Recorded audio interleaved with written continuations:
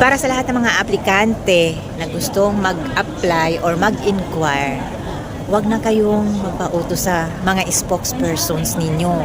Diretso na kayong mag-apply or mag-message sa WhatsApp ko. Kasi kapag gumamit kayo ng spokesperson, para tayong mga tanga, o di ba?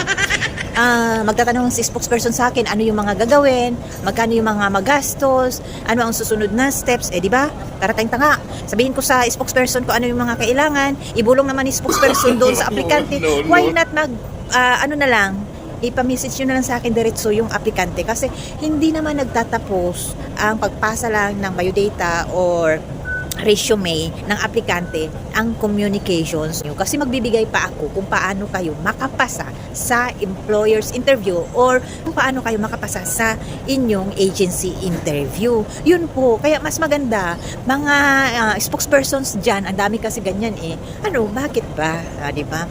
Bakit hindi nyo ipadiretso sa akin ang mga aplikante? Meron akong naaamoy sa mga ganyan. What?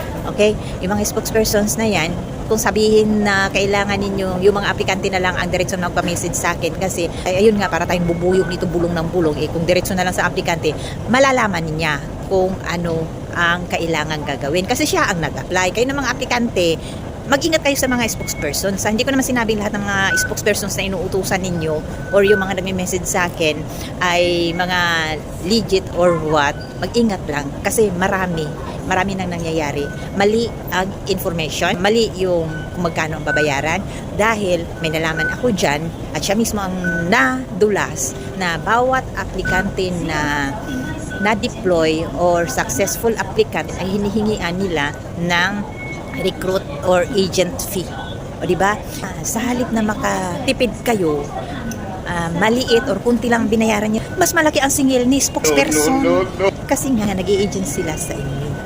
Okay? Ingat-ingat. Basta ang ini-entertain ko lang talaga yung mga aplikante. Yung mga spokespersons, re-replyan ko kayo pero hindi lahat ng mga tanong yung sasagutin ko kasi marami din ang kailangan ng mga sagot ng mga i-replyan ko na ng mga nag-i-inquire. Yung aplikante talaga, yung karapat dapat na sayangin ko ang oras. Okay?